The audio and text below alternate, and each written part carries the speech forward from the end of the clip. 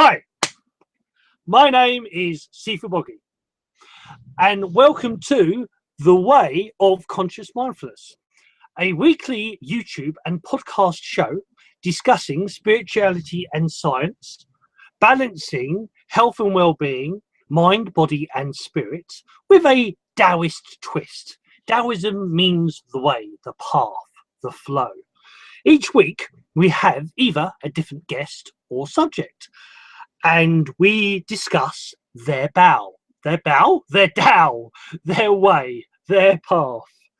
So, if you've never seen this show before, we're not the normal talk show. We are quite unique. We have a very easygoing manner. In essence, we're just very open, and we talk about varied subjects about either, as I said, the guest or a subject itself. So this week we have a guest. Now, before we get to the guest, we're going to bring on my wonderful co-hosts. Now, we'll start off. It's a little game I like to play of who am I going to talk about first.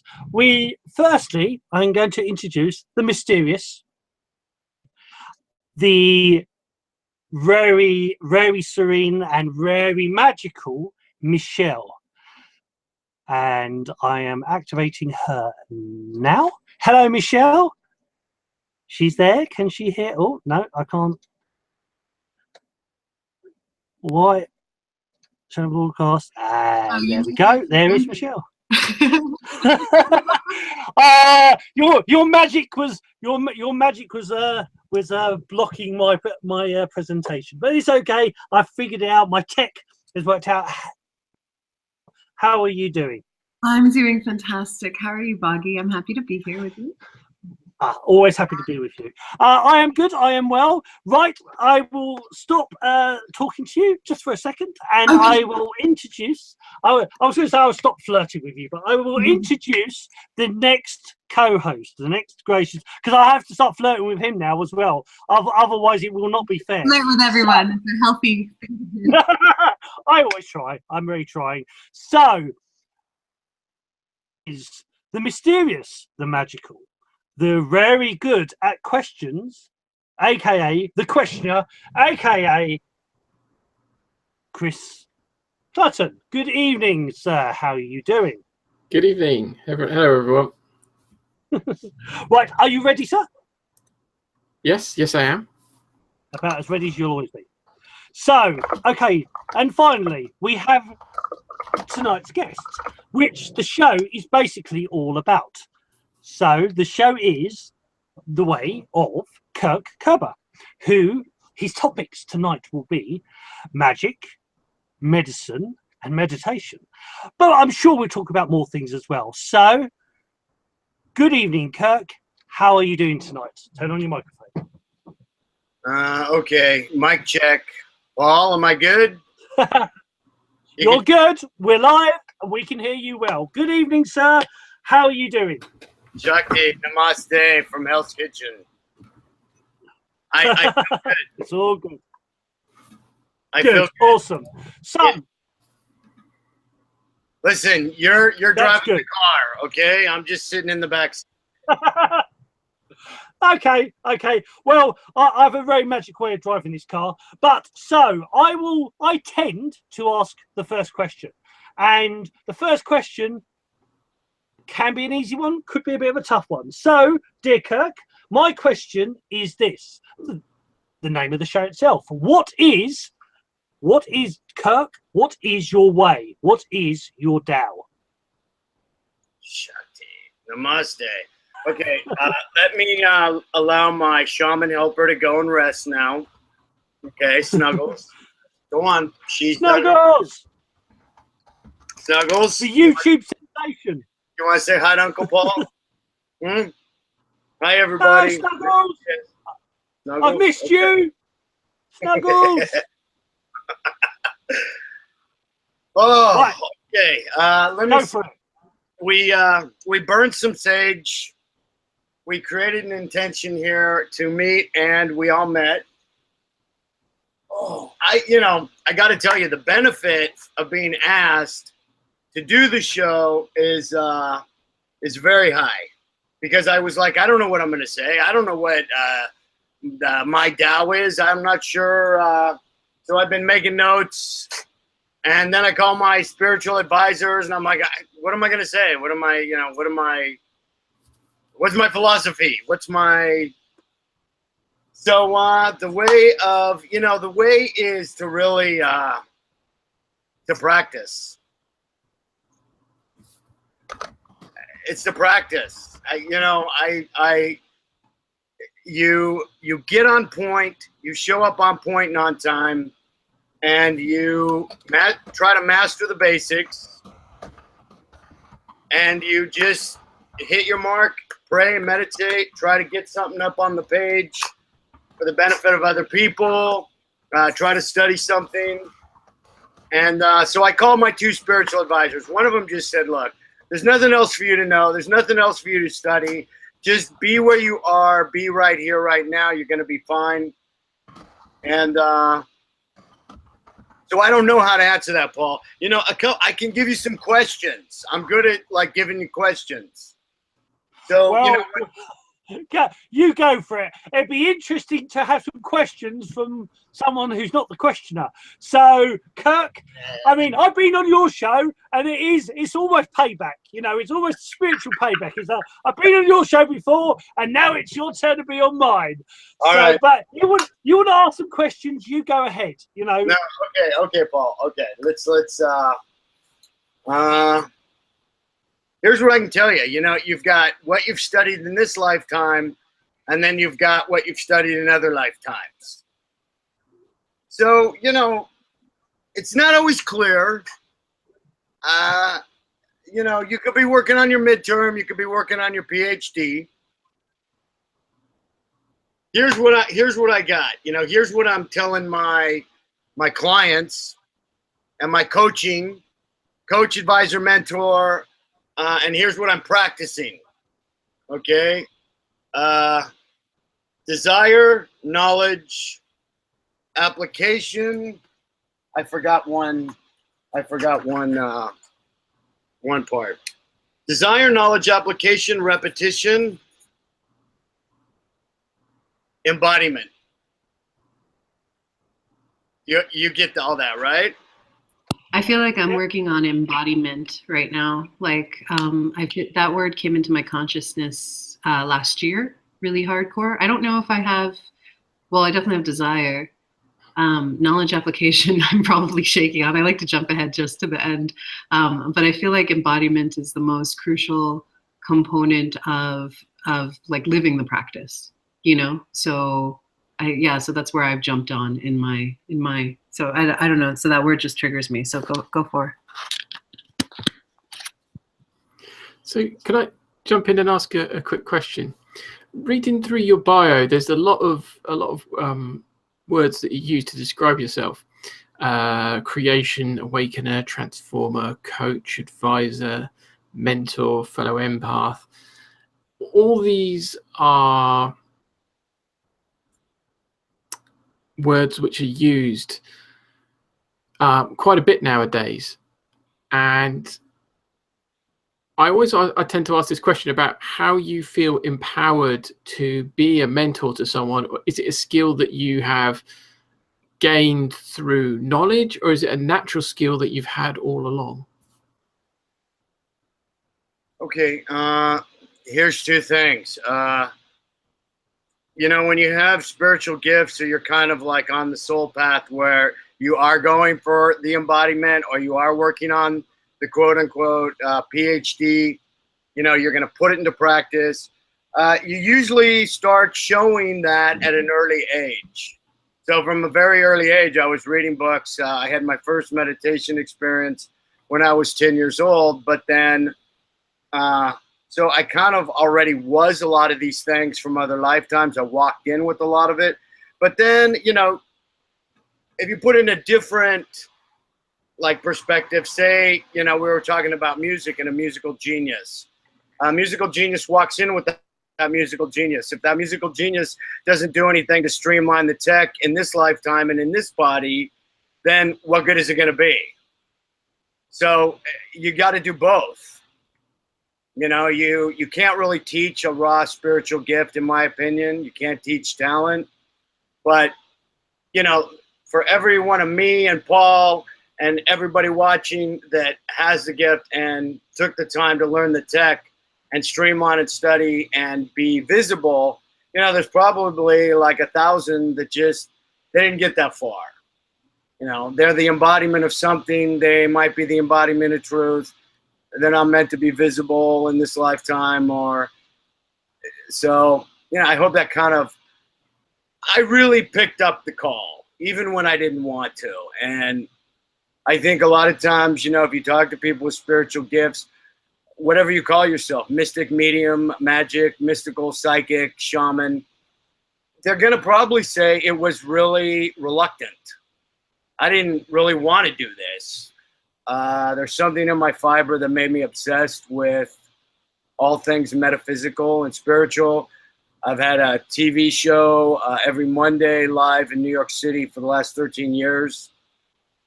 And, you know, I've had endless and countless conversations and books and, you know, just it goes on and on.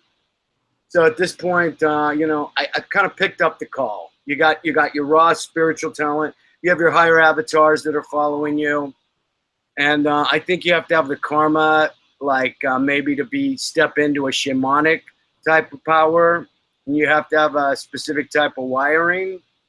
If you don't have that wiring, you know, I have seen clients and read about, and it's a very common thing to have a prolonged illness, 5 to 10 years, several near-death experiences, types of indicators, and you kind of acquire the power through that very strange mind, body, spirit intensive transformation, maybe. Yeah, it's a little more hardcore than a transformation. I don't know. I would think I would almost favor the word transition. You know, you transition into something that you really are.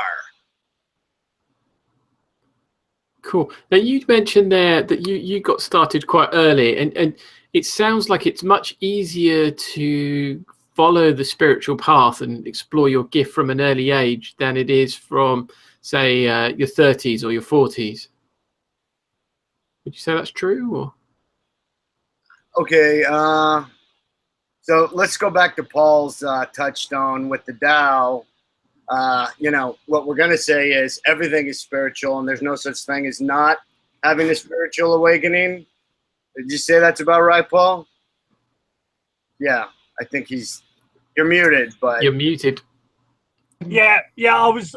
Oh, yeah, I'm back now. Yeah, so I was on YouTube just answering a question from one of our fans. But yes, yeah, the simplest way I say it, and I don't want to get Chris's eyebrows, but the simplest way I say it is everyone and everything is your Sifu. So everything. So where you can say that somebody's not ready or somebody's got a gift but it's not quite there, but they can still learn from you and you can still learn from them. You know, it is, for me, everything is a learning tool. Everyone is your muse. Everyone is your guide. They may be totally non-enlightened themselves, but the Winnie the Pooh effect is that, you know, is that somebody can be totally just going with their nature, their universe, their Tao, and something they say triggers information off for you, sparks something for you. So everyone and everything you meet is a learning tool. You are their learning tool. You know, there will always be something you can offer, and there'll always be something someone else can offer you. Does that make sense? Does that answer your question? Chris, I think what you're saying is, you know, maybe living your life with the over-identification or the spiritual filter. You know, I think like the people that's like we're speaking with and that we're in this soul group, and it's kind of obvious, you know, from all the connections between me and Paul and Facebook and social media, you know, we're either cosmically connected, we're all in the same soul group, or something to that effect. Most of us, all of us, have taken on the identification or soul filter to, you know, what we always identify with is the spiritual aspect. But you take a genius like Warren Buffett.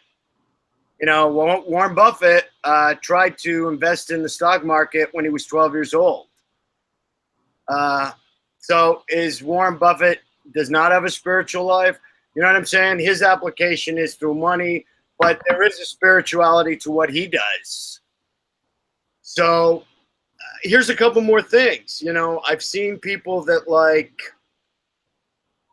this is what I do for a client, okay? My primary bread and butter is, and what I like and favor the most is my oracle session.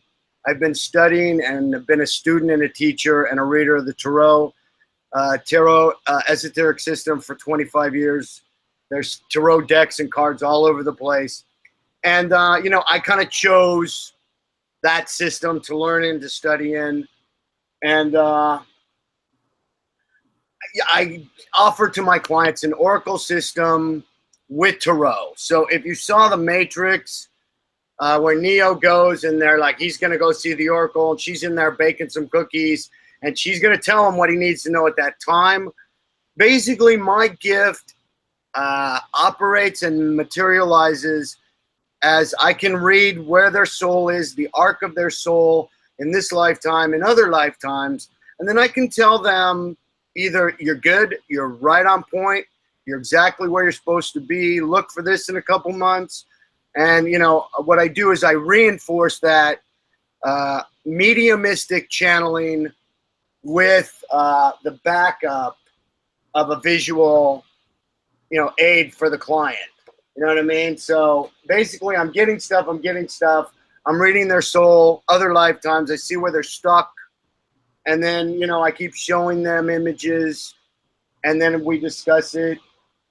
So, you know, point of fact, some people are going to have a breakdown at 40 and their whole life's going to fall apart. And then it's going to be like, that's when I really let go. I blew up my life. If you look at the tarot cards in the higher arcana, at some point, our entire personality gets smashed.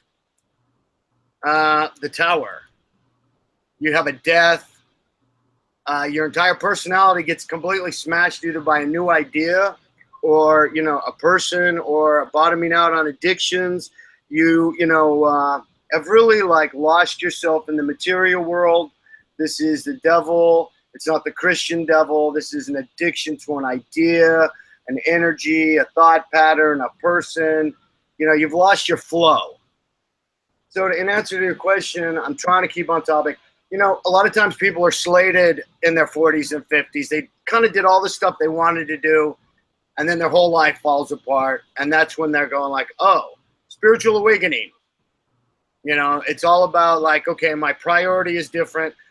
You know, you're talking to somebody that's been in recovery from drug addiction and alcoholism for over 30 years.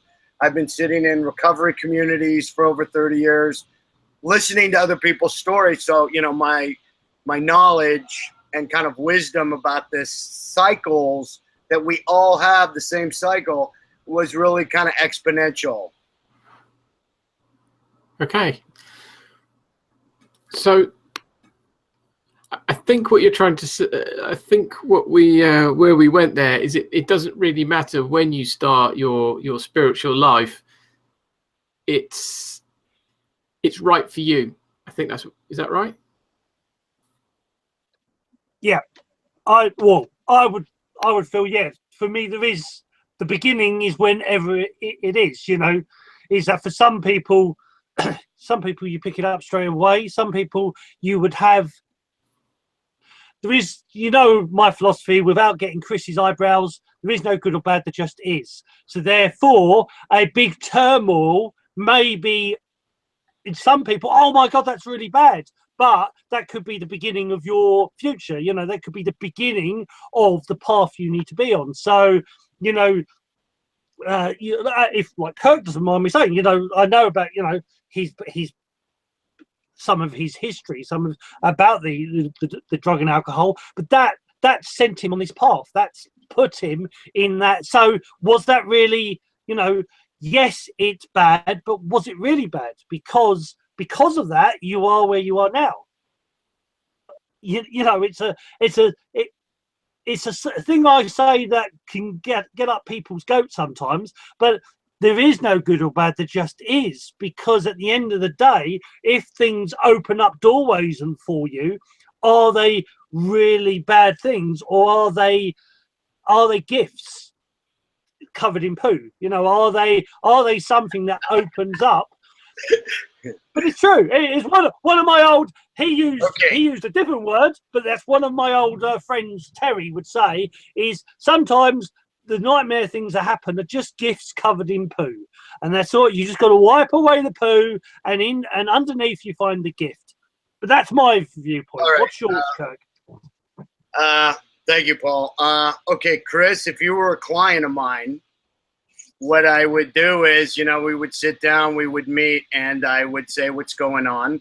And so if your question was the question you asked, I'd say, you know, let's get the clarity.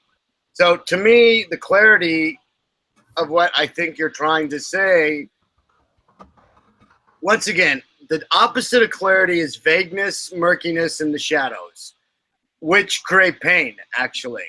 So when I work with a client, I try to get rid of those shadows as easily and painlessly as possible. What I think you're trying to distill here and get the clarity on is everybody meant to have such a high concentration and identification of their spiritual self, which I can unequivocally tell you, no, absolutely not. Is it the ultimate arc of everybody's life and soul to, you know, be fully integrated and become a full creator, co-creator? Well, then, you know, the system that I studied and the one that's the simplest and easiest for me to understand, you know, once again in the tarot, yeah, everybody's going to get here. Okay, everybody. Are you working it out in this specific lifetime? And, you know, in this specific lifetime, you might still be, you know, back on card 5, back on, you know, focusing maybe a lifetime, you know, where you're in solitary, something like that. Kirk, would you be willing to read me like a client? Because when you were talking about what you were doing with the cards and the oracle and the hybrid of the tarot cards, my being jumped, and I was like, I want to give an example, like a mini thing. If it's not, then that's fine. But I would love that if you wanted to do that, especially with the soul in the past life a little bit. I think that would be fun. Okay, I'm a little nervous, and it's not my normal thing. So if we just preface that. Paul's getting ready. Right, I'll do my thing. I'll charge the situation. So I'm going on to mute. We can just do it for fun. Yeah, there's no like pressure at all. Like Brendan likes to say, it's just practice, you know. And but I think it would be fun little counseling therapy session. I'd like to use myself okay. as just for fun. Yeah. I'm totally good. Okay, cool.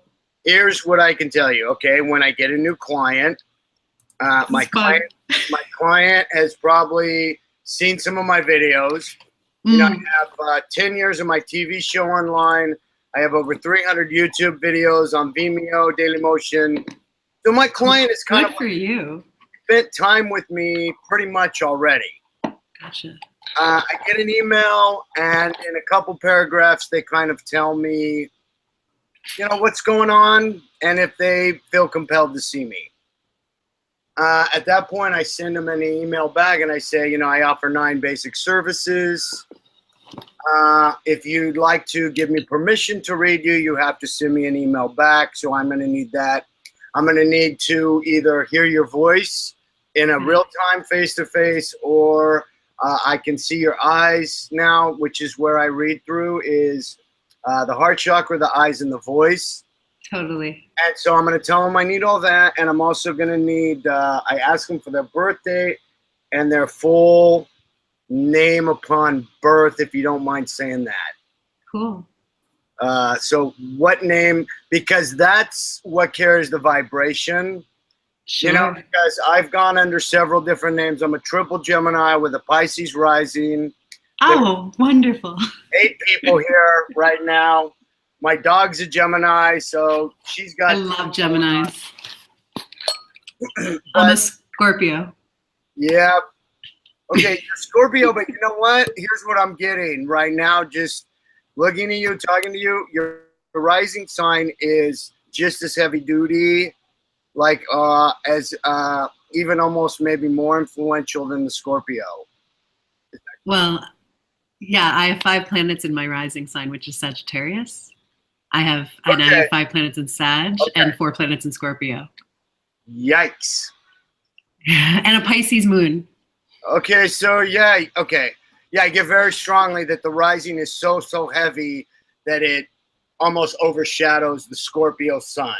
That's what I got. I mean, tell me your birth name upon being born. What was Michelle Nicole Coutinho. Okay, wow. Okay, I got it. I'm getting it. You want me to throw cards too, or? Yeah, man. Do it up. Okay, let me see. I'm gonna have to get a full deck here because, needless to say, full deck. You're not playing with a full deck because you're a Gemini. We're not playing with a full deck over there. You're playing with 3 different decks. I've got the Albano. I've got the large pack. I've got the Crowley. But let me. This is my daily. Okay. This is my daily. I also have like such a brilliant. Who's the Italian? Ciro Macchietti. He signed, and you know his stuff. I want to put a little. You know, it's not for daily, but and I also use Oracle decks with my clients as well, like a second and third validation.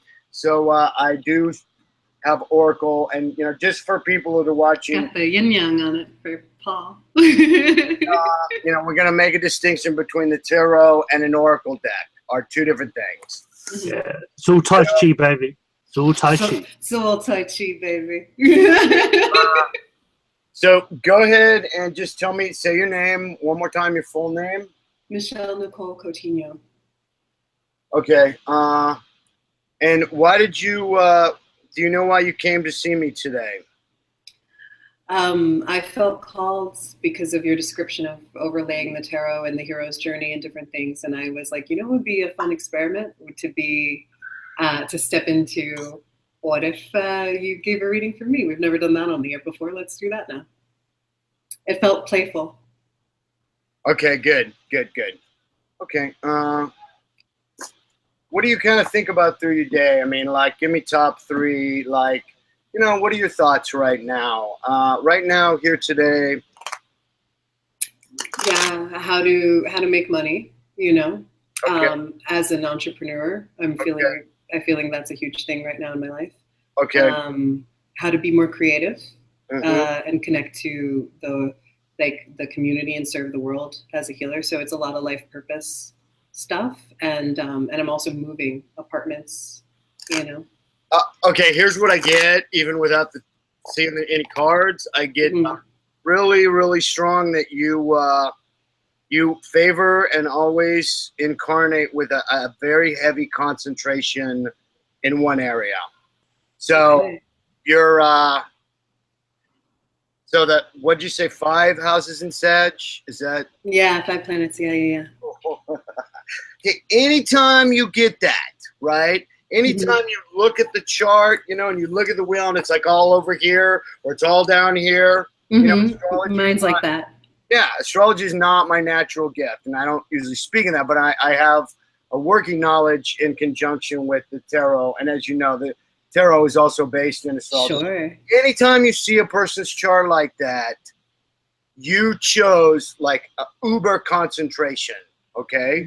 So I see you're going to have like 2 more or 3 more lifetimes where you continue to do that, but then you're going to kind of like flatten out. So basically you were like, you know what, give me all Aries. Boom, let's do that. Give me all, you know. So you're kind of used to that. Wow, that takes like a certain kind of mentality to breathe into something that concentrated. Mm-hmm.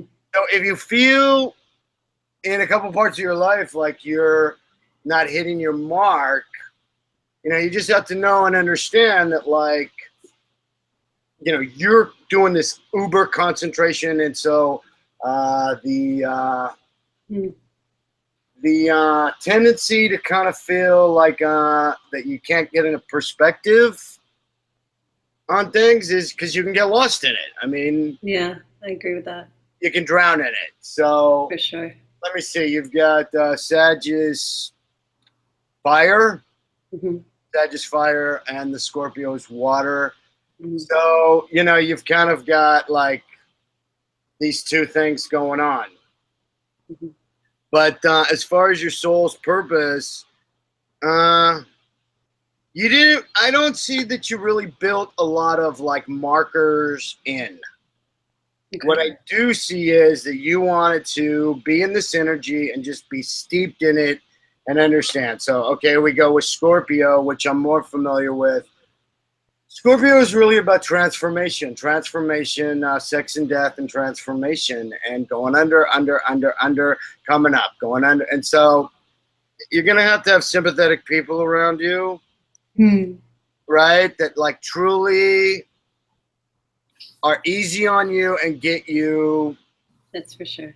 Right? And like give you the space to breathe, especially for Scorpio, hard on the outside, soft and mushy on the inside. Totally.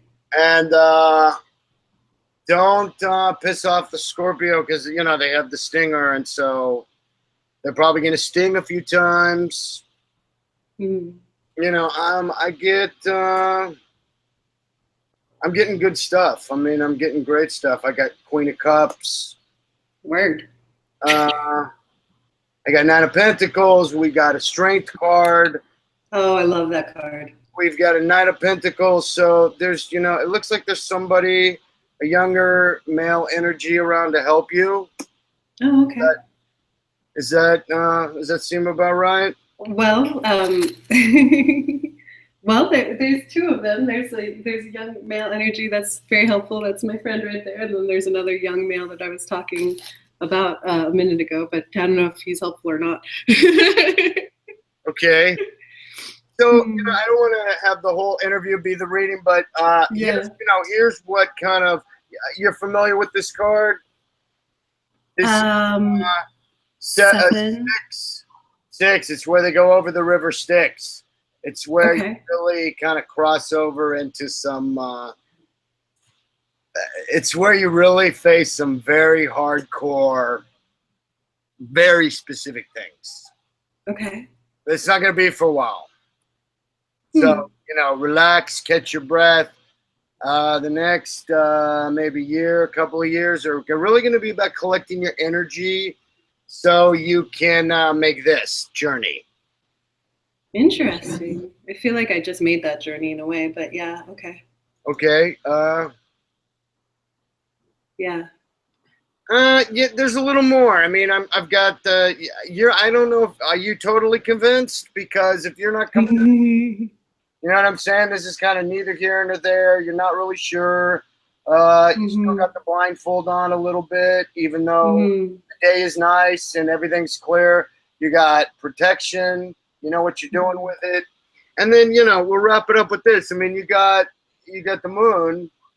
So, you know, some things haven't been fully dealt with or sorted out. You can't get the full light on it, and maybe you don't necessarily need to or want to right now. You know what I mean? It's kind of, you're coming out of the water, you're coming out of the being underground, being under the water. That's you're kind of shaking the water off. You know, if you look at something underwater, it's a little blurry and it can look beautiful. You know, the lens is going to be this. You know, if you go underwater and you go scuba diving, you get a lens. You know what I mean? It becomes crystal clear. Whatever it is for you, you know, that journey down the river Styx, and it's over the river of death, which is, you know, death is it's the realm of the Scorpio. It's another transformation, but I kind of see like another, like kind of Uber transformation in about 3 years. Wow. So there you go. That's like a basic read.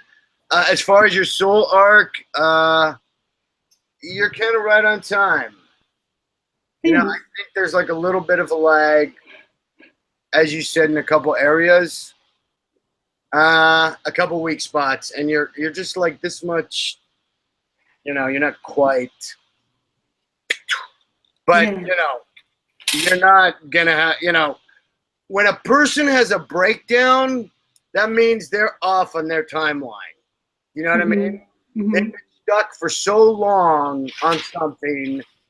And that, so if it's a river and, you know, the stuckness is the issue and it's a log and a log and a log and, you know what I'm saying? The breakdown and the breakthrough is like all of that stuff coming to a head to finally, you know. So when you get to me, the transformer, you know, I'm going to move, I'm going to unstick, and it might not always feel good as well, you know, like, sometimes stuck in the pain, stuck in the anger, stuck in the rage, stuck in the fear, it's, you know, it's like pulling a tooth almost. You know what I'm saying? So I don't really see you having any major cavities. Thank you. All right, I think Paul's telling me we got to, wrap. Is that right, Paul? You want to? No, he's giving chi. Oh, he's giving chi. I feel. I have a question. I have a question. You said you wanted to. I wanted you to go into that guy. It felt like powerful when you said you have a young guy helping you. Can you look at that again and say, what does that mean? What does that look like? Okay, Aquarius. Oh, cool. Divine spiritual helper. It's a young male energy. You know, it's money energy. It's also sexual, creative energy. It's what you're asking for. So, you know, this card might represent you also. Okay. Right? Because everybody in the dream is you, right? Right. Or in the Matrix, or in, you know, the Tao, and we're in the world of Maya and illusion. Every single thing in the world is basically you. So this might really, you know, you're familiar with this esoteric system. So here's, as your spiritual advisor, what I would recommend is, just start reading about this card, start looking for this card, start seeing synchronicity for this card. And, you know, really, you're going to get unpinned and unblocked and get stronger when you, like, you become this. I hear you. That totally resonates with me. Yeah, completely. That feels like the phase of life I'm in right now. The Scorpion, you know, the Scorpion or the Sag can get an unhealthy fire. You know, there's two types of fire. There's a fire that burns and a fire that's a creative fire, right? That's a life force. That's it's a life-giving, and it's sexual, creative, both energies.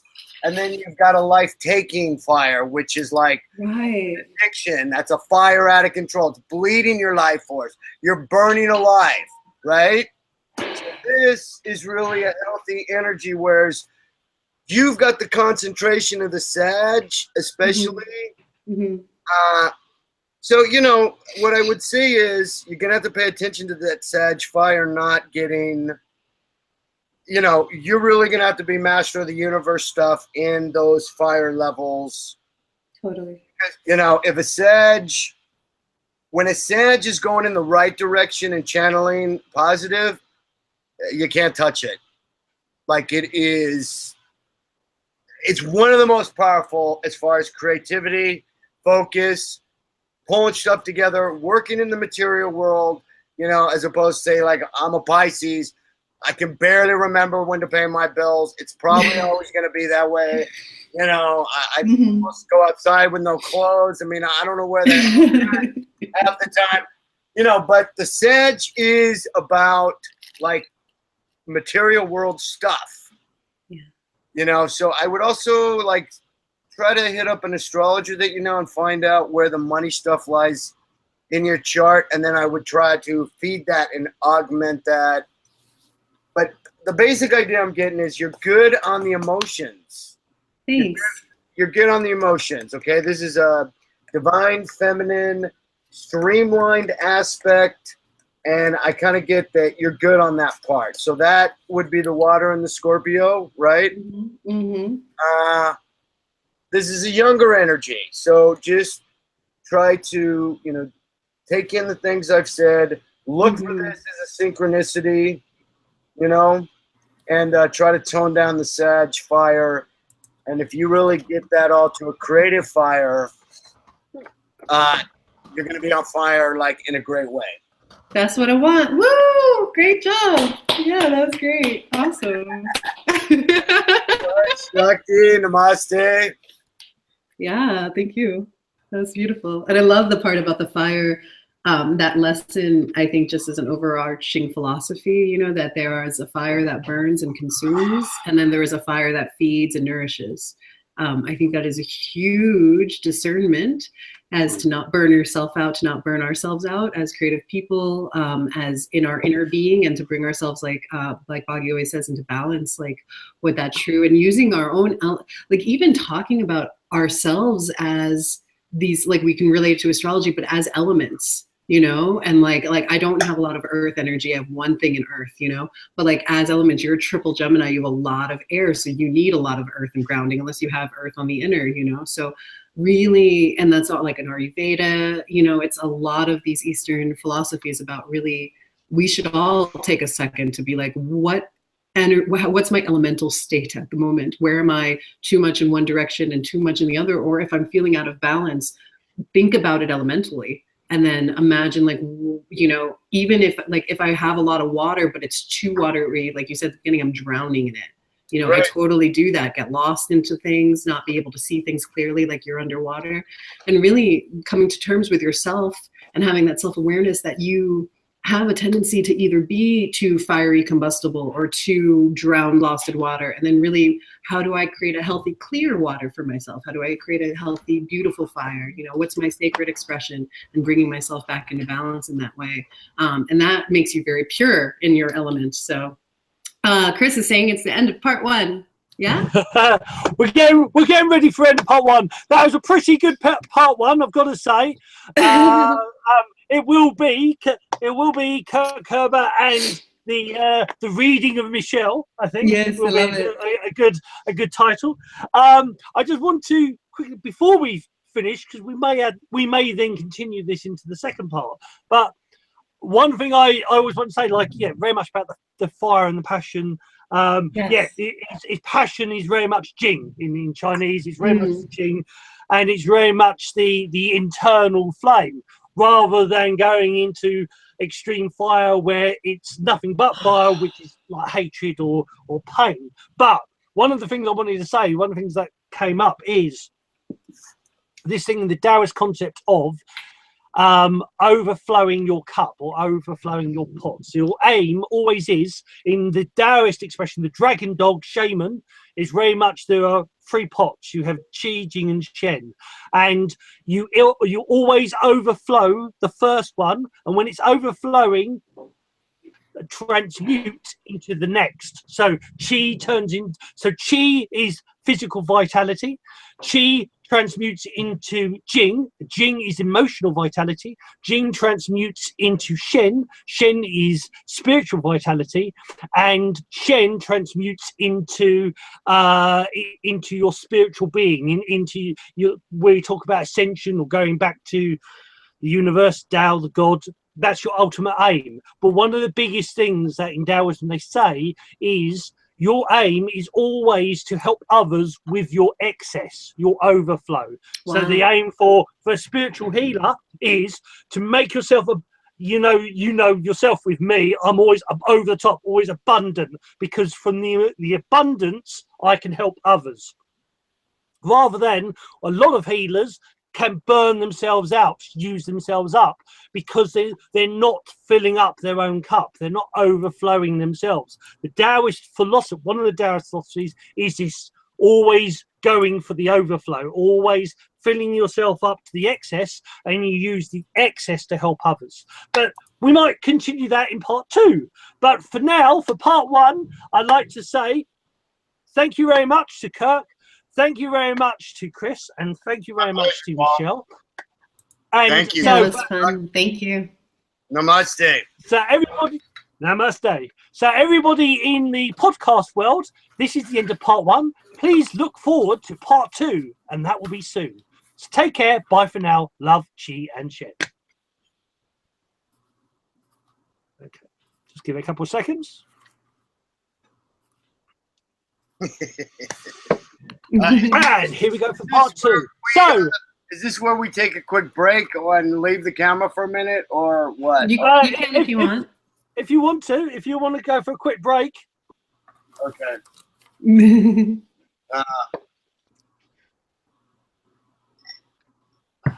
What I can. I'll be right back. So, all right, no worries. So, okay, so that was pretty good. That was pretty cool. Yeah, that was pretty cool, Sure. right? Yeah, not Indeed. bad. Yeah, that was fun. I just had an impulse, and I followed it. I was like, "Why we should do that." Because I mean, when you start talking about the tarot cards and the hero's journey, I was like, "Oh, come on, tarot cards! I love that." I was like, totally. Boggie, you with this camera looks awesome. It's so nice to Thank be able you. to see you clearly. I know. I probably hear me clear. Look, you know, we've had the audience sort of saying we've actually lost because of my audio, and it's that. And what makes me always laugh is that they're frustrated. How do you think I feel? You know. I remember those days. Oh my gosh! Or like you would cut out. Like I forgot about. I know. That. I've been full flow. I've been loving the moment, and then one of you would You'd say, be gone. "And he's gone again." No! No! I remember and that. breathe. and then we me just going, yes, everything's fine, everything's dandy. I killed this. But that's really But no, beautiful it's all good. because that's like the start of the, the podcast, like in the, what's that, like grassroots, as you would call it. Yeah. And they're still there. They're still there to listen to and watch, in essence, But for the new viewers, the viewers who are building up, it will be, this is the new version, and this is the new Dow, the new way. We're 2.0. But for the ones, yeah. The way of conscious mindfulness on acid, as I always say. Oh, that'd be wonderful. New version. I'm just kidding. We should do that one day, at least one day. Not that we need it, but that would be. Michelle, I don't need acid. I'm on natural acid. My endorphins are kicking I could only on. imagine you on acid, Boggie. I could not even imagine. You know what? This is true. That I've done massages for people for 30 odd years, and I've had people who are hardcore drug users who say to me, Boggie, what the heck's going on? I normally pay hundreds of pounds to get this high, and I'm getting it for a massage. What's going on? Oh, wonderful. Boggie magic. Boggie magic. Boggie magic. Boggie magic. Don't ask questions. Very much so. That's gorgeous. So Right. indeed. Right. So Kirk, are we back? Are you ready? I'm back and I'm ready. Cool. Awesome. Right. So Chris, make a note of the time. Okay. And we will start back in 5, 4, 3, 2, 1. Hi, Seafood Boggie here again, and welcome to part 2 of The Way of Kirk Kerber. Part 1 was a very awesome session. If you haven't watched it yet, what are you doing here? Go back to the first one. It was the session itself, the part 1 was all about the beginning of Kirk, how he started, but it was also ended up being a one-to-one mediumship session, a one-to-one session with Kirk and the very lovely Michelle, with me firing some chi in there. So if you want to go back, have a listen to that. So, it may intrigue you with Kirk stuff. So where do we go? I think we'll ask the questioner, have you a question? Is there a platform we can start from? Yes. I'm going to start out with something nice and easy, hopefully. Where does a shaman go in New York City to recharge with nature? That sounds like a joke. Go for it. Let me see. You know what? I can tell you what I do. I mean, the logical, perfect, TV show answer is, well, I go, to a park, or I go to a river, I go to a pond. I meditate almost on a daily basis in my bathtub. I do too. I meditate in the bathtub. Yep. I mean, it is about like being in that water and slipping into peace. I also, there's different ways to recharge. I mean, you have a mental energy, you have a spiritual, you have an emotional energy, then you have an actual energetic energy. You can go into Times Square, which I live a block from Times Square, and go and sit in Times Square and recharge, because it's such massive amounts of energy. So take in, some of that collective energy. And then also for a couple of years, I would sit in empty churches in the afternoons. And most of the churches are open. I have like 3 of my favorites. And I would just go sit in there alone. And that was very helpful to me as well. Cool. There's another expression in your bio. Can I say one more thing? Yeah, you know what? I want to bring in, knowledge, information, and talk also about supplements. So in line with your question, I've been utilizing and kind of getting energy, from, I'm experimenting with the black seed right now. And if anybody is watching this, I highly recommend Googling it. But I also have studied herbs and herbology for the last 15 years. So I get a lot of energy from, certain herbs and herbal mixes, ginseng, foti, reishi. I take medicinal mushrooms. Food is replenishing. Once again, like Paul says, and the Taoist way, and Michelle was talking about, you're getting everything into a line. You're trying to treat your entire mind, body, spirit, aura, consciousness at the same time. It's, I got to tell you, I work with a lot of shaman. I've been known to be the shaman to the shaman, the healer to the healers. And basically, most of the healers that have taken that focus, one of their core issues is to be a healed healer and replenish their own energy first, just like Paul was saying.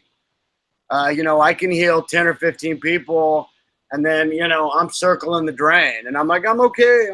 So I find that as one of my issues too. Just my energy field's very, very porous, as a healer. And so as an empath, and I just take on people energetically without even meaning to or trying to or work with them without, almost like my higher self is doing the work without my intention.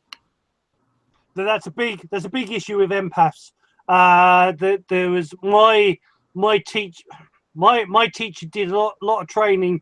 I don't know how much you guys are aware of this, but there's a lot of businesses that actually have used empaths for over 20 years. And one of my teachers, Shun, would train people to firstly enhance their empathic abilities so they could sense, because they'd use them in business deals. They'd use them to analyze clients or analyze situations. And one of the things I was sort of there to teach was to teach empaths how to actually sort of use their abilities without burning themselves out. So going back to what we said in part 1, was that overflowing the cup is the way of grounding, but ensuring that you've got plenty of energy. So that's the one thing with empaths. There was somebody I was talking to recently about it, where as an empath, if you're not entirely sure what an empath is, it's somebody who very much feels emotions, but to the point. A strong empath will talk to somebody and make somebody feel better, but then themselves will feel like they've just run a marathon. They've run 20, 30 miles, because emotionally for them, for an empath, emotional energy is more draining than physical energy. It drains their body physically. They feel their body being drained by giving or receiving negative emotions, a cha, negative energy in Chinese, in Taoism, and or giving it. So somebody's very empathic and helping you, you will feel great, and if they don't know how to balance that, they feel drained and tired. And just one more thing I wanted to say was my friend, the back guy, Fred Bleach. He's originally he was an osteopath, but he now just clicks back. So he's called a remedial therapist. And what he did a test. He checked my back, checked my body at the beginning of the day. We then did 7 treatments, and some of those treatments were quite tough. And at the end of the day, he checked my body again, and to his surprise, he actually found I was actually more energized by the end of the day than I was at the beginning of the day. And he said, how is that? And he said, well, that's what the stuff I was taught, the Dragon Dog Shaman and the Barefoot Doctor stuff, the Taoist skills. That's what you're meant for a healer. That's what you're meant to do. It's the overflowing cup philosophy, is that you're meant to be able to align yourself. So when you're healing people, your posture's correct. You're moving. So if you're massaging them, you're doing it in a way that you're not putting tension in your own neck and your own shoulders and your own back, and you're moving in a way that you're keeping yourself energized and flowing. And not everybody knows these skills, and that's one thing my instructor encouraged me to teach, was teach them to the healers, teach them to other people, because you're meant to thrive. You're not meant to survive, you're meant to thrive. So as a healer, you're giving so much out, you're naturally meant to be getting it back. And that's the point. You're not meant to burn out, but there are techniques, there are ways to ensure that you don't. But I'm going to shush now and let somebody else speak. So, Kirk, what's your... I'd just like to jump in for a second. Is that what the expression "a healed healer" means? It's a healer who doesn't drain themselves in order to heal others. For me, so. Yes. Oh, I don't think so. We all have different opinions on this. I love it. Go ahead. Yeah. You guys go ahead. That's good. We're a little bit... one of our members of audience, not today, but in the past, says, the problem is we're all too nice. We don't disagree with each other. So actually, we just have. We've just had a disagreement. And I think we did when Freedom was on the show. We had a disagreement about centering and centering and grounding. Grounding. Viewpoints. Yeah. So I call it centering. No. I call it grounding. Somebody else called it centering. But anyway, it's all good. So, well, okay. So, Michelle, what's your viewpoint? Well, I was going to let Kirk answer it, and then I'll say what mine is. I have a feeling his is going to be mine. Go ahead, Kirk. Okay. I will identify with highly sensitive empath. Here's what I can offer you and tell you more about it.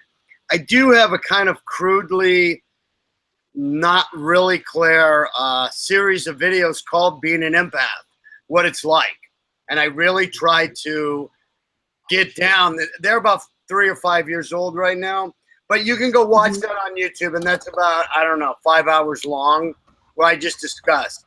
The second thing is, if you go to my website, here's my shameless plug, in the material world, kirkspiritual.com, you'll see that one of the 9 spiritual healing art services that I add is I work with empaths. So you take 3 weeks, I believe it is, and we just discuss you being an empath. But one of the short versions, when I get a really advanced, heavy spiritual person that's hiding and they come to me to get their power back, I tell them, and I would put this out there to most healers, that are working on their doctorate, PhD in this lifetime, as a concentration, this is my observation, is that we work so many lifetimes to erase the density, to expand the light, to remove the boundary, to remove the separation, And now all of a sudden we're these highly advanced old souls, and we just basically come in with light and we give out love unconditionally. So we had to recalibrate. So I tell like all of these empaths, you're going to have, if you want to survive right now, and one of my, last psychic readers who's a heavy, heavy duty person said, Kirk, you got to get your ego back. Believe it or not, you're going to have to get your ego back. So some of the comments that were already stated was, we're all too nice. Yeah. You have to know when to cut people off energetically. Absolutely. And that's not about being nice. That's about, not having parasites, dirty ghosts, right? These people see your light in these things, and they're disembodied and they've left their butt. And so here they come in and they're coming in, So that you really need to lay those energetic boundaries and recalibrate, in this lifetime otherwise you're going to end up hiding. You're going to end up hiding on the couch. I can't tell you how many clients I have, and they're like, I'm hiding. The drapes are shut. I can't take all the noise, right? So I work with empaths to help them get that recalibration in this lifetime. Otherwise, they have to wait until the next lifetime, or? Well, if they come to me, they don't have to wait. If they don't come to me, then I don't know what they're going to do. Okay, go ahead. Go ahead, Michelle. No, I was just gonna say, I resonate with that. I feel like you mentioned like the lag time for me, like a little bit, and I think I did in my maturity become very energetically sensitive over the last couple of years, and also hide out a little bit because of it, because I wasn't able to, and I'm still kind of working with this, where I wasn't able to. And actually the move here in different ways has shown up for me, where it's like I said, I'm not able to completely be the master of, like, shamanically of my energy field, and people can get into my field without, my awareness. What I did recently have is like the awareness of, this is really interesting. There's the energy of the human incarnation that feels that she has been a victim to those things. And then the energy of the soul embodiment that knows that that is actually not, that doesn't feel that way at all. And like, it doesn't allow that and understands complete. But there's an integration of these two in order to be fully of service and interact with people like on like to the highest capacity. So there is no lag time, so that you're putting yourself out there constantly as a healer and of service in order to interchange with people without fear of whatever they're bringing to the table. And I feel like Boggie has this in your maturity of you're just so trusting in your guides and your strength that you don't have any room for doubt or being taken advantage of or being taken over. And yeah, so it's really interesting. And I feel like that's something that I'm working on, and my maturity, like maybe, and like you said, like over the next 3-year container, that'll solidify completely. I'm 33 right now. I know that the two of you are both older than I am by a little bit. So I think that that's something that happens in our maturity, where we like solidify ourselves into our adult self. And then it's like, oh yeah, bring it, and we get into that, Right. that energy. Right. Yeah, go ahead. Okay, once again, in the thing that I've chosen that I can talk about is the journey of, the tarot. And so we start out, in the Fool. We start out, depending on who you ask, this is not always the first card. A lot of times this is the first card and this is the last card. So here's your innocence at the end. And, you're a fool, you're innocent, you're clean, you're, purified, but you have the knowledge and the wisdom. So, if you're going to really be the embodiment, then you have to know when to protect. And you're holding two realities, okay? One reality is, ultimately, really nothing can hurt us, and all emanations come from the same divine energy. Okay, we're all divine beings. We all come from the same divine energy. you know what, if I got some poison here and I was really a shaman of the shaman in my complete, and I drank it, it wouldn't affect me. It's like the hot coals effect or whatever you're going to, you know. But then again, like, do I really want to drink Drano to, you know? So now we're in the material world. Yeah, this person's a devil. You know, this, you know, if you die in the Matrix, you die in the Matrix. You die.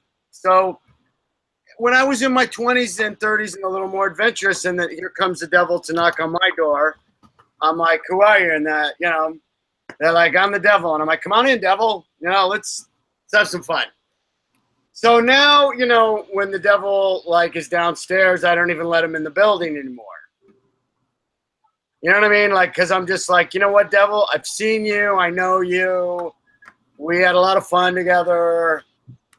You know, so you just keep trying to get that baseline. And the reason you get the baseline is so you can help other people. You know, because if you're not grounded and sane, like, just like Paul's saying, it's kind of like a first things first issue. You kind of do have to feed yourself first.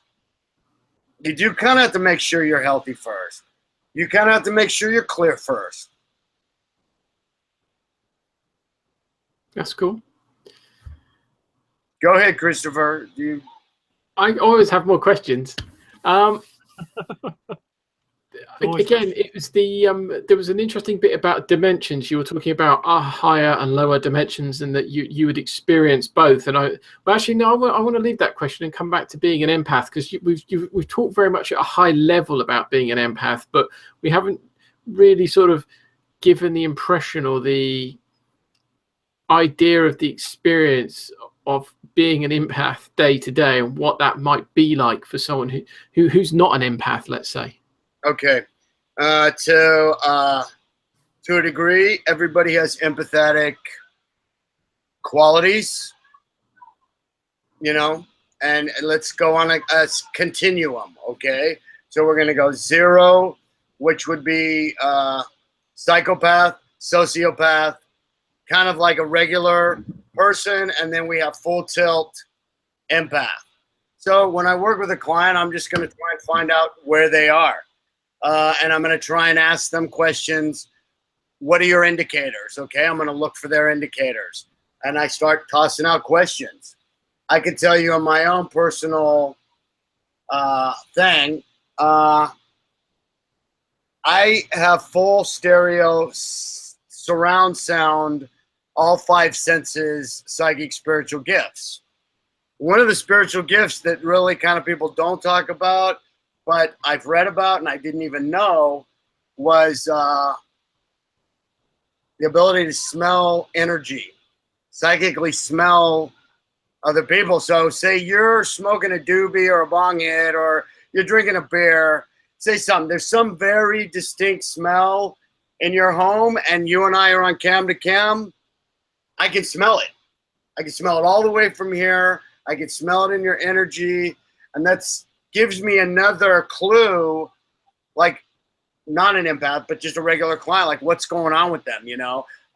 It's a bad smell. It's a good smell. You know, I have clients that do A, B, and C, and so when they're around and I smell that energy, I know it's them. So that is one, like that is a full tilt stereo indicator. Some of the other indicators, you know, the empath thing works good or bad. Say I want to go to a bar or a nightclub and everybody feels great. Everybody's high. They're all taking drugs. I'm not taking drugs. I'm going to feel high and good. I'm going to get it like almost a contact high from their energy. You know what I mean? And also if you go in a space where people they're mentally ill, they're really have a low vibration, they're kind of doing these lower vibrational things, you're going to walk out of there feeling all depleted, and the empath might not know, hey, that's not you. That's not your energy. You need to separate. So, you know, I can usually ask a couple questions and diagnose that thing for them and their level in about 15 to 20 minutes. So, you know, what you would want to do extra credit would be, you know, go ahead and watch my videos, go ahead and watch others' videos, and then start reading, you know, just a cross-reference of indicators.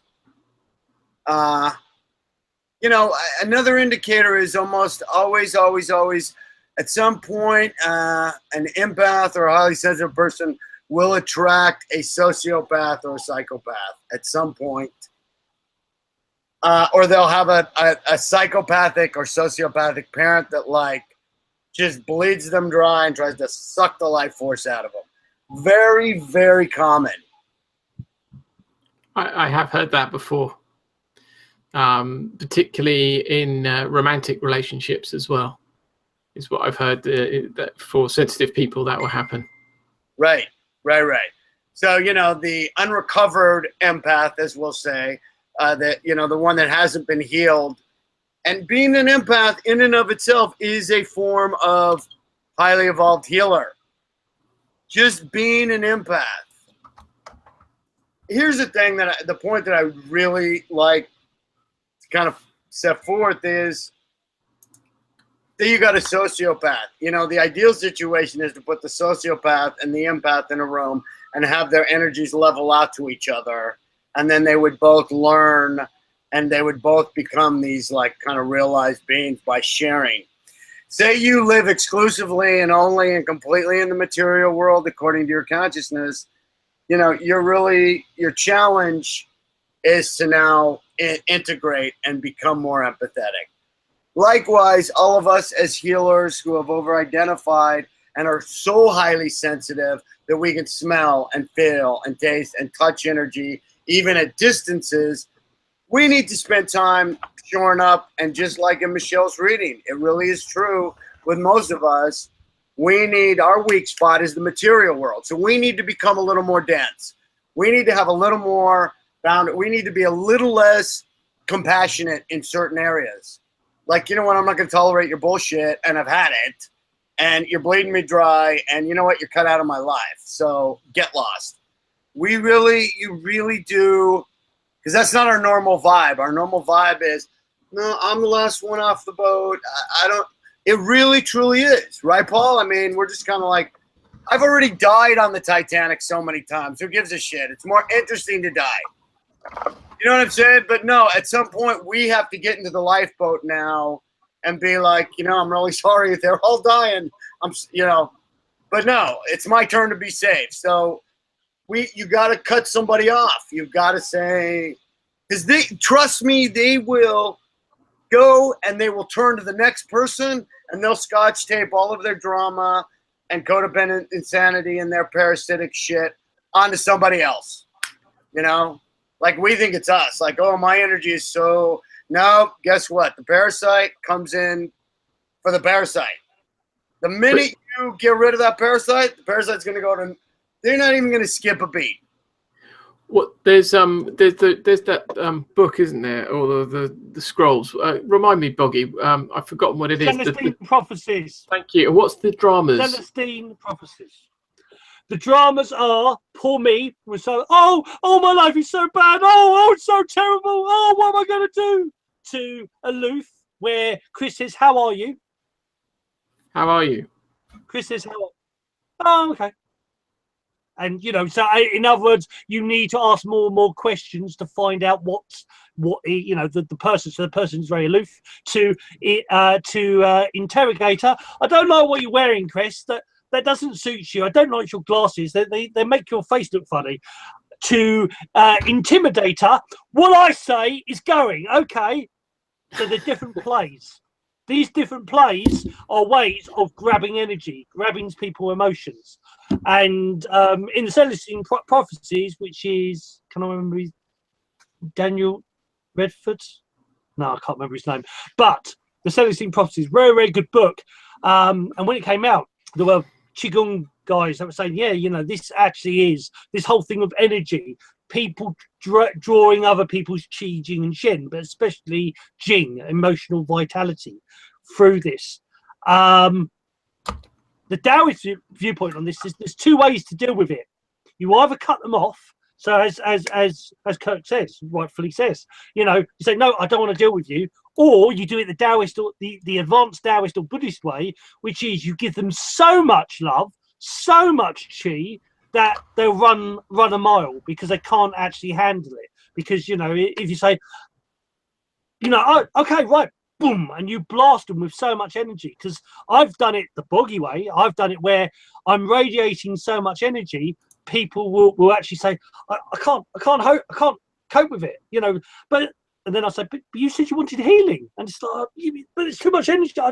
You're too powerful. There's too, you know, and they'll disappear. They can't cope with the amount of energy that you're firing off. All right, because my roommate is totes like the interrogator and the other one you said before that, and like this is intimidator. Yeah. Which I have an emotional reaction to, where I just cut off. Like I'm just like not gonna fly. I'm not even gonna respond. Like that's where I'm at with that. I would love to be in a space where I could like give the energy, yada yada, but it becomes aggressive.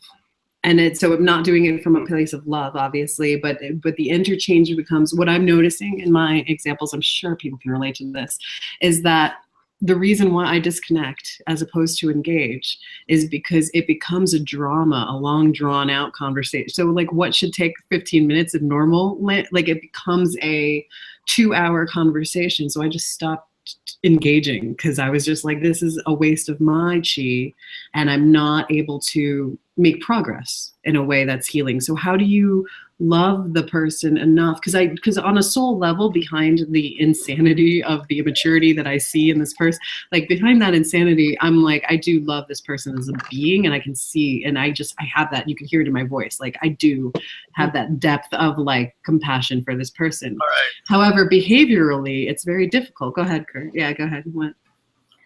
Here's a couple of things. This is fun. This is basically what I do all the time in my work with clients. This is like a core thing. You can go neutral and just neither endorse nor oppose. You're not giving them any energy. You're not, you know, because as you said, aggressive, they can approach you a couple of ways. If you go and study like you did the artist way, maybe, Julia Cameron talks about the crazy maker.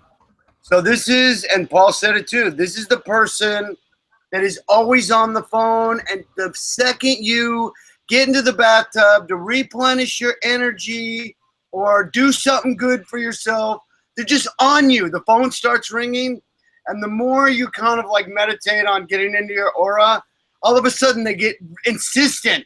Yes. I have to talk to you right now.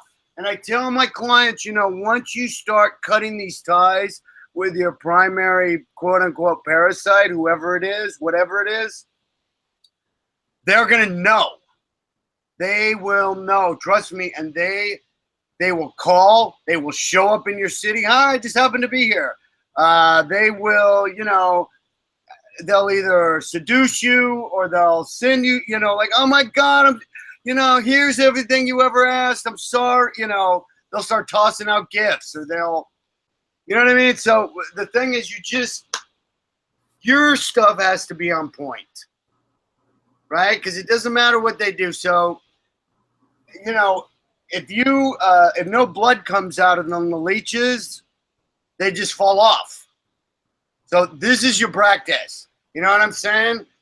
If the leeches don't get blood, and they'll find out in a few minutes whether it's going to happen or not, and they come in, you know, and, oh, this one's not giving any blood. They fall off and they're on to the next one. Unfortunately, we have compassion for those people, okay? That's the act of compassion. But, you know, my last psychic, who was $645 an hour, and trust me, this is some hard-earned wisdom, she basically said, you know, the act of compassion is to cut them off. You know, you're not going to teach them anything because they're in that perpetual scarcity.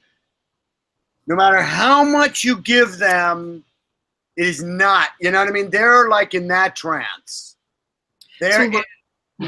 Why do you think we attract these kind of people into our lives? Or does anybody have that? Like, what is that? Why do we, because I did that with somebody and I felt I did a lot of karmic clearing, like as soon as I got here, part of my own initiation. But what does it represent when we are attracting that vibration of somebody who's in that total need consciousness? Like, does it bring, is it reflecting the need in ourself? Do we have to love that part of ourself that is needy? Like, what is up there? Like, why are we attracting parasites? That's Right. Do you want? Go ahead, Paul. Right. I'll say my version of it, and watch Chris's eyebrows. Everyone and everything is your seafood. The point is that you attract these people because you need to learn from it. You need to learn how to deal with these people. Why do I keep getting the same people? Because you haven't learned how to react to them yet. You haven't learned how to deal with them, how to either cut them off or make them run to the hills. Boggie style, they run to the hills. You know, it is well, not quite the same, but in a fight, if somebody's facing me, one of my favorite tricks, somebody's trying to be aggressive and attack, I'll pull their heads close and I'll kiss them. And because if you kiss them, they're like, oh my God, and they'll run away. Right, or they'll kiss me back, and then I'm in trouble.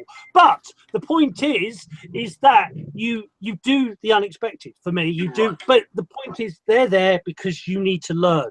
You're drawn them, and it's one of the many Taoist skills is observation. The first thing you need to do is take that breath and go, what's happening here? What's the lesson? What's the seafood I'm supposed to be learning here? Why is this situation, aggressive, negative, positive? Why is it happening?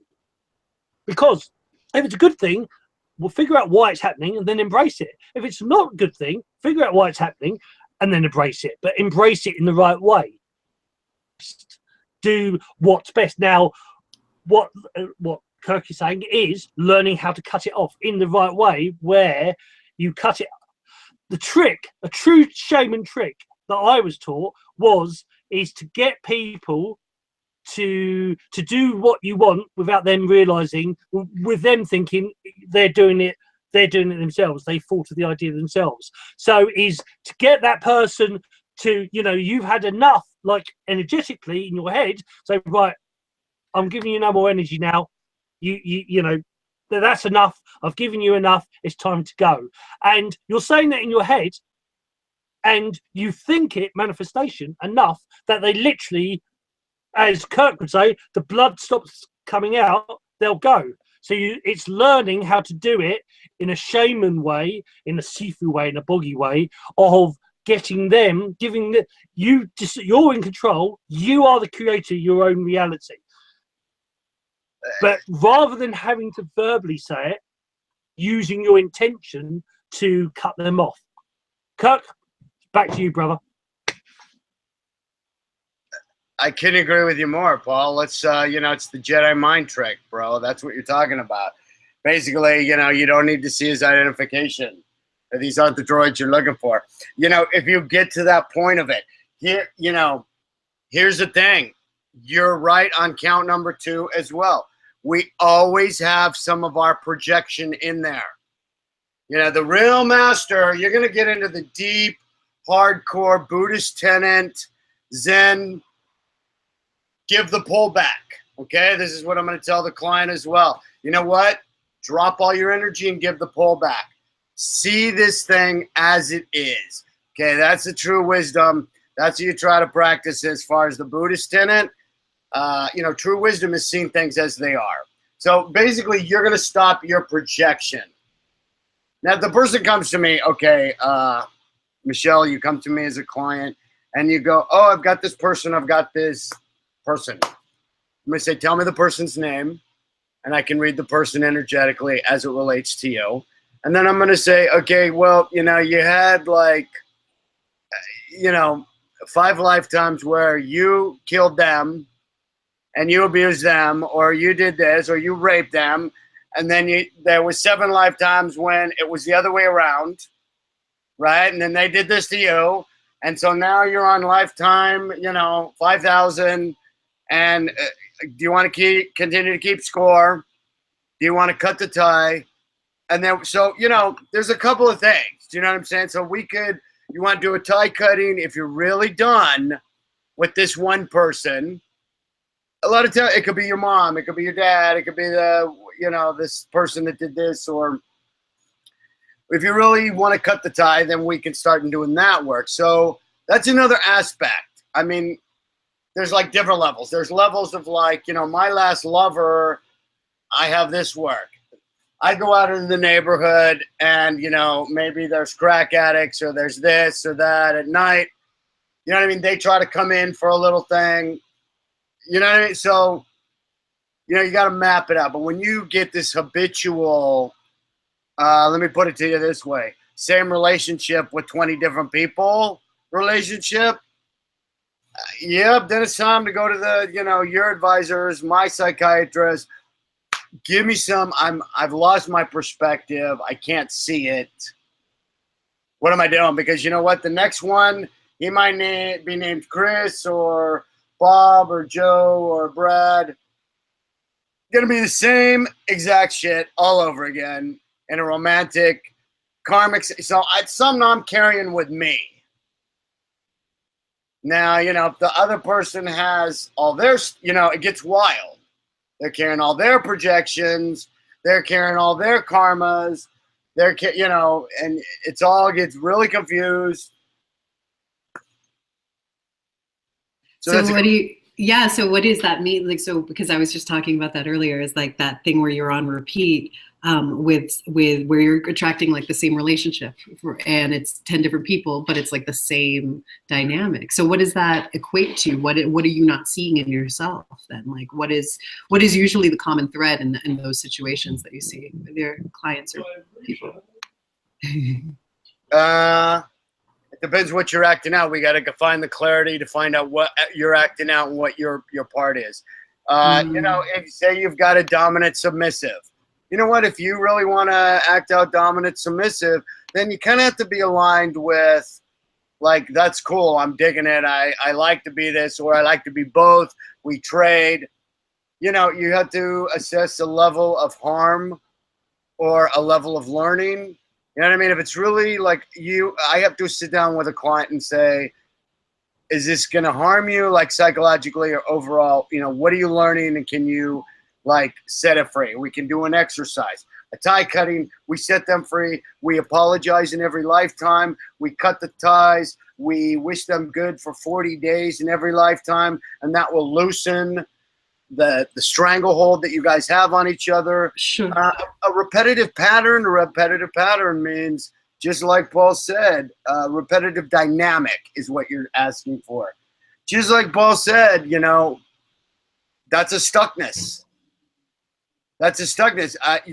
Okay, you're going to come to me. I'm going to look at your lifetimes, and I could probably maybe say, yeah, this started right here.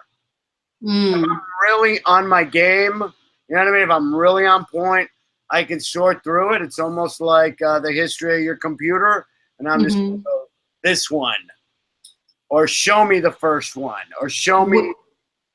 Would you say that you read the Akashic records in that way? Have you ever thought about it like that? Is that what you're doing?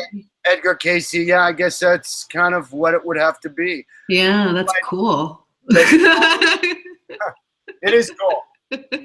But the imprint, I don't know if I go directly to the Akashic record, because if I'm reading the client, I'm reading you, then I'm basically reading your soul. Right, the energy that I'm, right, I gotcha. You know what I mean? Somewhere it's kind of already in there. It's it's a groove. I don't know if I'm pretty far out to get the info, but I'm pretty sure me and Kirk have talked about this in like a Skype session before. It's the Chinese call it the tone. Like everything is energy, everything is vibration. So everything has a tone, a frequency. Think of a tune or a melody. But if you listen to it long enough, you will hear the length of the melody. So what that means is, if you listen to somebody long enough, you will hear, as everybody is immortal, as everybody has been here time and time and time again, since the dawn of time, you have been everything and anything in different frequencies. The longer you listen to somebody, their tone, their frequency, the further back you can go. So it's okay. Me, go ahead, man. Go. No, okay. I'm just gonna say, for me, go. You have to understand, you know, I was treated inpatient for codependency when I was 27. I mean, like, my guts were like being pulled out. I got sober, and my co-infection of the codependency came up 3 years later, and I went for inpatient. And they did a psychodynamic, and, I've been in recovery over 30 years. So now it's pretty also easy. We're talking in the beginning, do you have the talent? Do you have the ability? And have you streamlined? I've done both. I've been sitting in recovery rooms and recovery communities for codependency as well for 30 years. So there's like a couple patterns, and it's like kind of pretty easy. I have to ask maybe about 7 to 12 questions. I also get a psychic riff. Hey, I'll look at a client. Your primary issue is with your mom. Why don't we do some work around that? Why don't we do some tie cutting? Look at the other lifetimes. And then, you know what? The other dynamics are going to get very clear. If that's helpful. Yeah, well, it's funny that you mentioned the word codependency, because for me, that's something that's come up. I've had like 3, I was just talking about this with my friend David. I've had like 3 relationships, and they've mirrored the same pattern. And codependency, energetic enmeshment, the same thing with the empath thing, it comes up again and again. And it's funny because I don't relate. It's like this is happening through me to being codependent at all. I'm very like autonomous, and I very much like my alone time. So it's really interesting that I have relationships in my life that trigger that, like we were talking about attachment styles and need and different things that come up where it's like, why does this thread even exist, Okay, well, let me say something that I think you'll find helpful. When you meet somebody, you can get like this big energetic hello, like, oh my God, we're soulmates. Or the bigger, I think a lot of times that is, you're going to have to check it, because, the worse the karma is with the person down the line, and you're not going to find that out, and it's not going to become obvious, because right now in the beginning, you're kind of like who you are and who you want to show in this lifetime. But eventually what happens is you start, and the dynamics will bleed over of the karma now, the true, so it's this huge low, and then all of a sudden you're like, how did this get off the rails? And I had to kind of go through a lot of that many times to be like, for the other lifetimes to come out and be like, this guy just burned me about 20 different ways. Okay, let's sit down, talk to my advisor. Does he need to be released? Is there a tie cutting? Is there an apology? Do you want to see this guy again? You guys have done this every single time. I just had a hypnosis regression therapy session with the guy that I interviewed. We traded, and he said, hey, your primary issue is with blah, blah, blah. Do you want a tie cut? Are you done? How many lifetimes have you done? So it's going to take a while for that. So go easy, because you meet somebody and you're like in a romantic sex, you're like, whammo. And so that big hello and that big knowing, it doesn't always end up good. Trust me. It doesn't, the heavy duty shit will like come out, in 3 months or 3 years. So, really, once again, give the pullback, wait and see. I tend to say it takes a year to get to know somebody, a full year. So stuff like that where boundaries can get put into place. But what's something that I'm working with in my own, and I'm like writing about this, is like, I think that's something that's really funny, because if you think about ourselves having these patterns, then these soulmates that we collect and gather are really dancing out this energy archetypally. Whether we have personal karma with this particular person, you can look at it like, what if we don't? And what if they are like puppeteering for us a pattern so that we can work on ourselves?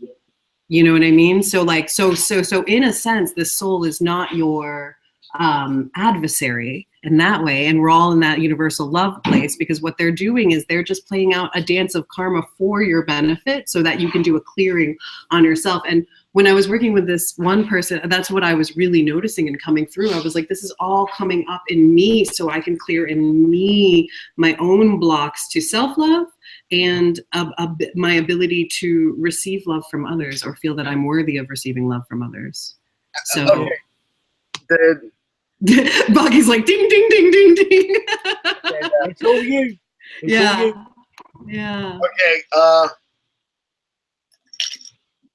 You can tell the universe I'm not available to act out stuff with people. That's another huge. Oh, I love that.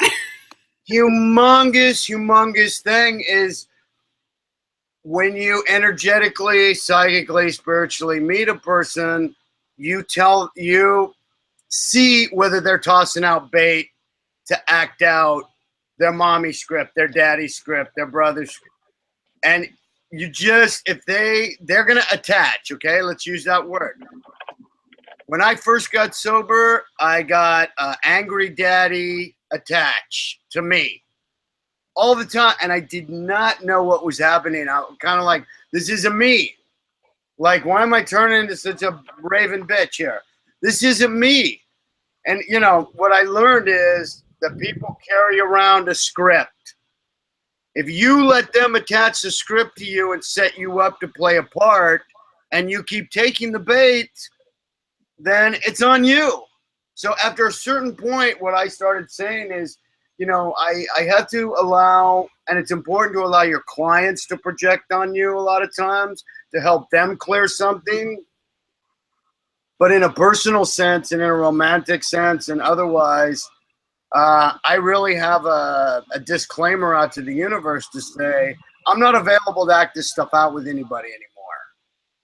So the clarity, if you're talking about the clarity personally in you, when the person keeps trying to attach, if your shit is on point, they're not going to be able to attach once again.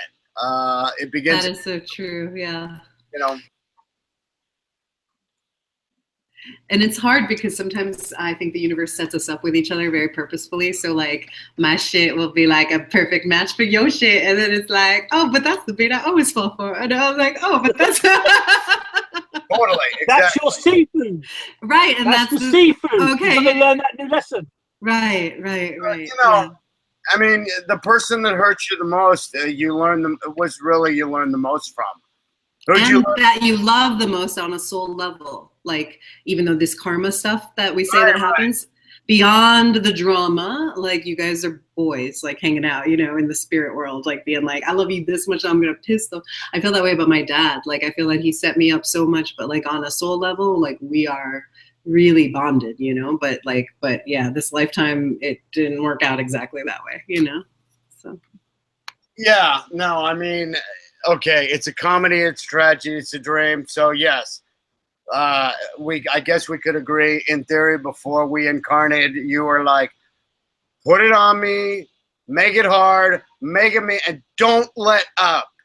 I know you love me, but you know, so yes, you kind of have to look behind the veil and go, you know, who'd you learn the most from? What did you learn from her? What did you learn from him? You know, and the accruing the accruing of wisdom in those relationships is exponential usually. That's a really good point. And yeah, and then having respect for all of these people in our lives, like in our own self, like having that forgiveness mentality and then being able to see them. That's what I'm still conjuring up this blog about, like, you know, it's never the other person.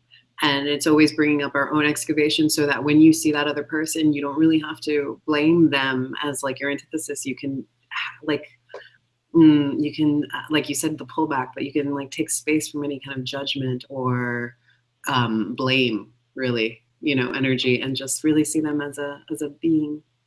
So, okay. Sit back, observe and breathe. Yeah, it's good advice. All right, Paul, are we in the wrap-up zone here? Is that? Yep. Well, we're starting to wrap up now. So I'd like to say, well, let's do the final comments part firstly. Chris, you've been quiet for a while. Have you got any final words you'd like to say? Not as in final words. But final words. What are your last words, Chris? Well, hopefully they're not my last words. Only the last words in this show. That's okay. what my intention. It's really interesting hearing about setting boundaries clearly out in your relationships with other people, so that you know where you stand and they know where you stand, and so they don't cross that boundary and connect with you and leech your energy, if you like. So I think it's all been very instructive today. So thank you, Kirk, for that. And